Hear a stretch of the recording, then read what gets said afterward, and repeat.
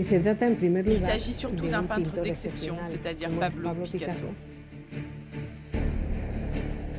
L'affaire est loin d'être finie, donc c'est une affaire majeure pour la douane française.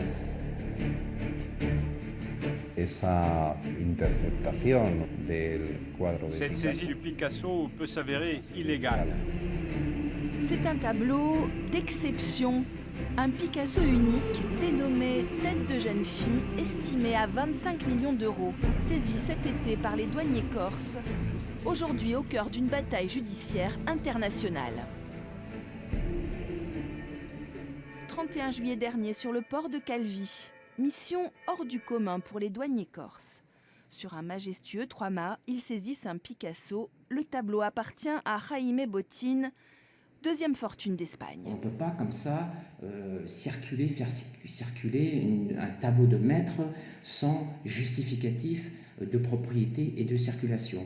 Donc on demande au capitaine du bateau ces justificatifs, il n'en a pas. Donc on fait une saisie douanière. En avion spécial, l'unité du patrimoine historique de la Guardia Civile se déplace à Bastia. Les douanes leur remettent en main propre la précieuse cargaison. Le tableau est rapatrié en Espagne. At Christie's, $160 million. Brett, it's yours. Tout commence chez Christie's en 1977. Jaime Botín, richissime banquier, fait l'acquisition d'un Picasso. En 2012, il demande l'autorisation de transférer l'œuvre à Londres. Mais à Madrid, le ministère de la Culture espagnol puis la justice s'y opposent. Motif, la toile est inexportable. Jaime Botín fait appel de cette décision. Avec ses avocats, le banquier se bat pour récupérer son tableau.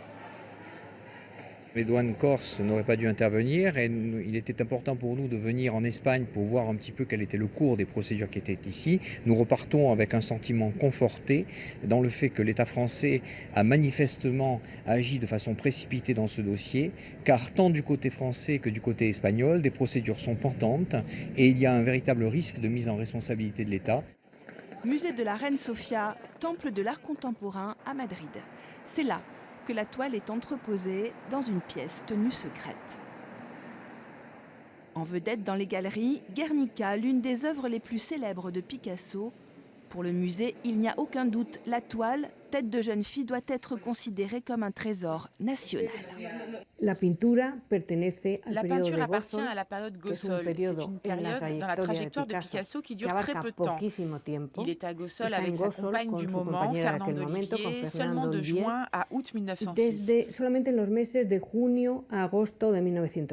Ce qu'il réalise à Gossol et à Paris en 1906 est directement précurseur du mouvement le plus significatif du siècle, à savoir le cubisme, réalisé par le peintre le plus influent du siècle, c'est-à-dire Picasso.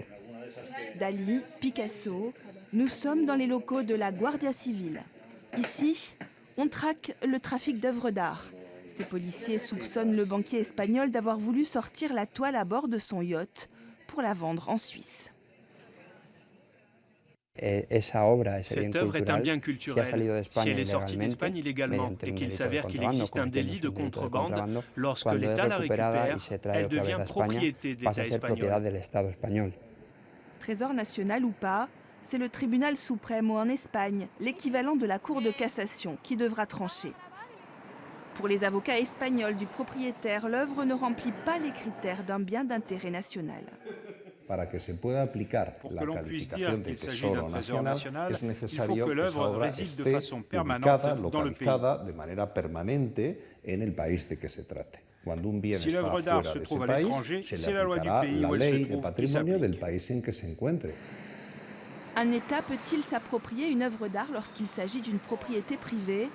En Espagne, un bien culturel de plus de 100 ans est soumis à une autorisation d'exportation. Quand vous êtes propriétaire de votre maison, quand vous êtes propriétaire de votre voiture, vous ne vous imaginez pas qu'on peut vous la confisquer du jour au lendemain, c'est quelque chose qui vous appartient.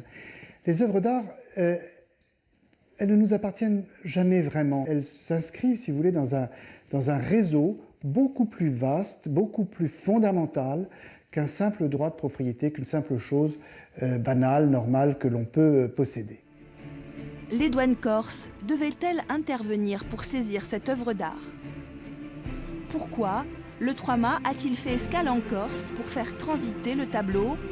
L'enquête sur la mystérieuse traversée du Picasso ne fait que commencer.